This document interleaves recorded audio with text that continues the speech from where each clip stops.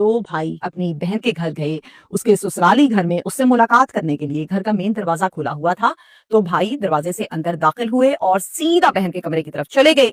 बहन के कमरे का दरवाजा बंद था, कमरे के दरवाजे का हैंडल होल्ड डाउन किया, नीचे किया तो दरवाजा ना खुला, यानी कि दरवाजा अंदर से लॉक था। तो अंदर से कुछ मिनट्स के बाद बहन के ससुर ने लॉक को ओपन किया, दरवाजा खोला और तेज तेज बाहर निकल गया। भाइयों ने जब अंदर झांका तो देखा कि बहन बेड पर बैठी हुई है। गुस्से में कहा, ये क्या गंद घोला जा रहा था यहाँ पर, तुम्हारे ससुर का क्या काम है तुम्हारे बेडरूम में, और कमरा भी लॉक है। अब जनाब ये कहने की देर थी कि जाहिर है बहन जो है उसका एक रंग जाए और एक रंग आए। बहन ये बातें सुनने के बाद ज़ारो कतार रोने लगी और रोते रोते कहा कि मेरा ससुर पिछले कितने अरसे से मेरे साथ ये गंदगी घोल रहा है, मुझसे ज्यादती कर रहा है। भाई मैं बहुत मजबूर थी और अपनी मजबूरी की वजह से मैं खामोश रही। मैंने तो ये बात अपने शौहर को भी नहीं बताई, किसी को भी इस बात का नहीं पता, ना मैंने आप लोगों को बताया। भाइयों ने पूछा कौन सी मजबूरी थी भाई तुम्हें जो तुमने ये हरकत की है, और फिर उसके बाद बहन ने जीरो से शुरू करके सारी की सारी बात तफसील के साथ बताई। भाइयों ने सब कुछ जब सुना तो सुनने के बाद पहली कॉल की इसके शौहर को, उसके बाद इसका बाजू पकड़ा, सीधा थाने ले गए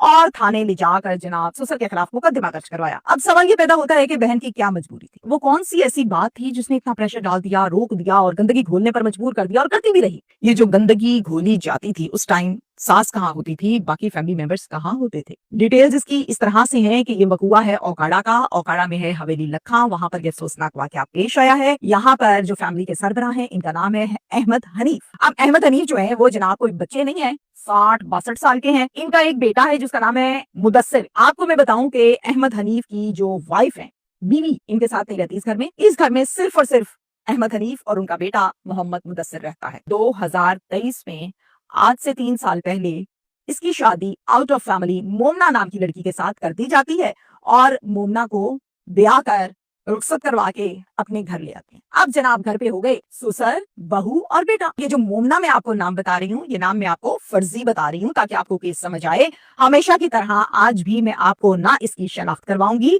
और ना ही इसका ओरिजिनल सही नाम बताऊंगी। शादी के बाद अल्लाह ताला ने इनको 2 बच्चे भी अता फरमाए। मुदस्सिर की रूटीन ये है कि मुदस्सिर बड़ा मेहनत वाला है, बहुत मेहनत करता है, एक फैक्ट्री में मुलाजिम है, सुबह 9 बजे जाता है, रात को 10 बजे आता है। जिंदगी इन दोनों की बड़ी पुरसकून, स्मूथली और अच्छे से गुजर रही थी। किसी किस्म का कोई झगड़ा, मसला, मसाइल, परेशानी बिल्कुल नहीं था। कमबख्ती शुरू कहां से हुई सुने। ससुर ने एक दिन मुदस्सिर जब रात को आया अपनी फैक्ट्री से, कहा मुदस्सिर मेरे कमरे में मेरे पास बैठो, मुझे कुछ बात करनी है। मुदस्सिर चला गया, बात का ज़ाहिर जानी था, और पूछा जी अब्बा जी बताइए क्या कहना है आपने। कहता है बेटा ये जो मोमना है ना तेरी बीवी, ये मेरी बात नहीं सुनती, मैं इसको आवाजें देता रहता हूँ, ये आगे से खिंच खिंच के मुझे पड़ती है, ना बात सुनती है ना काम करके देती है, मुझे तो दवाई भी नहीं मिलती टाइम से, ना मुझे ये खाना देती है, मुझे बड़ी शर्मिंदगी होती है कि मेरे साथ ऐसे बदतमीजी क्यों करती है। बेटे ने क्या किया, मुदस्सिर उठा, उल्टे पांव मोमना के कमरे में यानी अपने कमरे में जाकर कहता, मोमना तुम्हारी ऐसी की तैसी, तुम्हें तमीज नहीं है, तुमने ये क्या किया मेरे बाप के साथ, शर्म आनी चाहिए तुम्हें। मैं तो तुम्हें अच्छी लड़की समझता था, समझदार लड़की समझता था, तुम तो समझदार नहीं हो, तुम तो बदतमीज तरीन लड़की हो।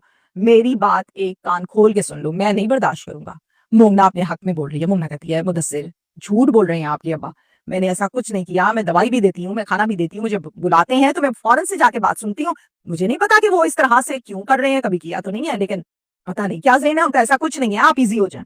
आगे से मुदस्सिर कहता है मेरे साथ ना ज्यादा होशियारी नहीं लगानी। यही तो मुझे मेरे अब्बा ने कहा था कि तुम इतनी होशियार हो के काम भी कर लेती हो, बदतमीजी भी कर लेती हो, और परों पर पानी नहीं पड़ने देती, तुम इतनी चालाक हो तुम। उसके बाद आपस में इनका इतना झगड़ा हुआ कि मुदस्सिर ने फाइनली इसको ये कहा कि अगर आज के बाद मैंने ऐसी बात अबू के मुंह से सुन ली तो मैं याद रखो एक बात नहीं तुम्हारी सुनूंगा, तुम्हें पकड़ूंगा और भाइयों के घर छोड़ूंगा, उनको कहूंगा संभालो अपनी बदतमीज बहन। मोमना बड़ी परेशान, अच्छा चले ठीक है ठीक है ठीक है, उसको इजी करती रही। रात सो गई, सुबह उठे, मुदस्सिर चला गया काम पे और मोमना आ गई सीधा ससुर के पास, कहती है बाजी बताएं तो सही हुआ क्या, आपने ऐसा क्यों किया, आपको पता है कितना झगड़ा हुआ है हमारा, आपको पता है मुदस्सिर गुस्से का तेज है, हो सकता था, मुझे तो लग रहा था मुझे छोड़ ही जाएगा, किया क्यों है आपने ऐसा, मुझे वजह बता दें, क्यों झूठ बोला। अब आगे से ससुर क्या कह रहा है, कहता है मोमना अभी तो मैंने सिर्फ एक तीली फेंकी है, अभी तो पूरी आग लगानी बाकी है, और उस आग में तुम भी जल जाओगी, तुम्हारा घर भी जल जाएगा।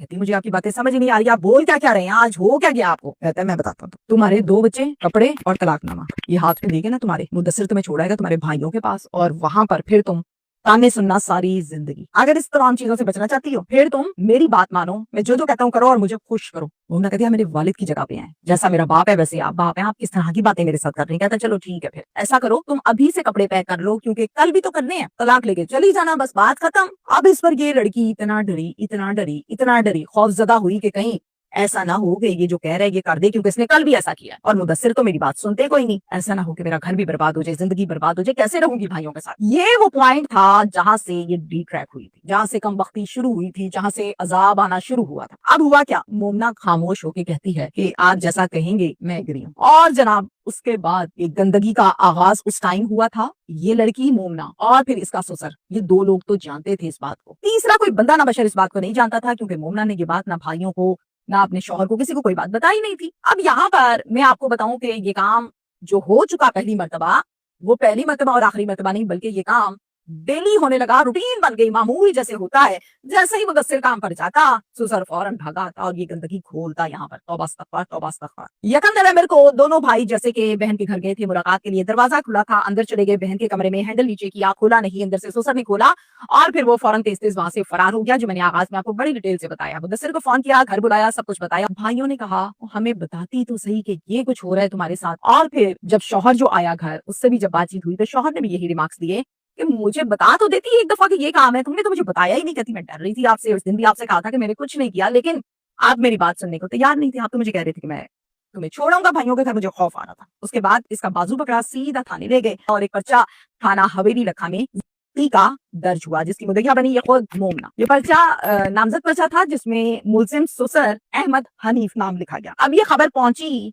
डीपीओ औकारा राशिद हिदायत के पास। उन्होंने फौरन से एक्शन लिया और मुतल्लिका पुलिस स्टेशन में कॉल करके कहा कि मुलजिम गिरफ्तार करके लाओ फौरन। पुलिस की दौड़ें लगी और 24 घंटों के अंदर अंदर मुलजिम को गिरफ्तार किया और जनाब पेश किया। अब मुलजिम जब आया तो जाहिर है गिरफ्तार हुआ और उसकी फिर अब आगे तफ्तीश, मामला, डॉक्यूमेंटेशन, रिपोर्ट्स, टेस्ट सब कुछ होना बाकी है। वो होगा और फिर जब रिपोर्ट्स आएंगी तो साबित होगा कि ये काम वाकई हुआ था या वाकई ये काम नहीं हुआ। ये कहना इसलिए जरूरी है कि एफआईआर का मतलब हरगिज भी ये नहीं होता कि हाँ जी इस बंदे ने किया तो हाँ इसने की है। एफआईआर का मतलब होता है कि रिपोर्ट तो लिख दी गई, लेकिन इस पर अभी डिटेल के साथ तफ्तीश और मामलात करने बाकी हैं। हम इंतजार करेंगे रिपोर्ट्स का और इसके साथ फोरेंसिक का, मेडिकल का। मैसेज में आज आप तमाम लोगों के साथ गुफ्तगू में इस व्लॉग में ये है कि हर वो लड़की, वो कवारी है तो भाई और बाप, वो मैरिड है तो शौहर और बेटे जवान हो तो बेटे, कभी भी औरत को इस अंदाज में, लड़की को, बच्ची को इस अंदाज में ट्रीट मत करें कि वो खौफजदा हो जाए। उस पर इतना प्रेशर डाल दें, इतना प्रेशर डाल दें कि वो सच्ची भी हो बेचारी तो सच आपको ना बताए। ऐसा नहीं होना चाहिए। इससे होता यह है कि बाप और भाई इतनी सख्ती करते हैं या कुछ शौहर इतनी सख्ती करते हैं कि सख्तियों की वजह से एट द एंड लड़की का गैप कम्युनिकेशन आ जाता है। यानी जो बात करने वाली भी होती है वो बाप से नहीं करेगी, वो शौहर से नहीं करेगी, भाइयों से नहीं करेगी। जहां गैप कम्युनिकेशन आएगा वहां मसाइल जन्म लेंगे। हमेशा हर रिश्ते में याद रखिएगा। तो गैप कम्युनिकेशन आ जाता है, खौफजदा होकर बताएगी नहीं तो ट्रैप होती रहेगी। लेकिन कहीं ना कहीं इसमें कसूरवार तो है, आगाज इस बिहेवियर ने किया होता है। तो एक्स्ट्रा प्रेशर नहीं डालना चाहिए ताकि सच को सच और झूठ को झूठ कहने की आजादी रहे। बाकी वो आजादी छीन ली जाती है इस गुस्से की वजह से और फिर मामला बिगड़ने की तरफ जाते हैं और बेतहाशा बिगड़ जाते हैं, जो कि नहीं होना चाहिए। शुक्रिया।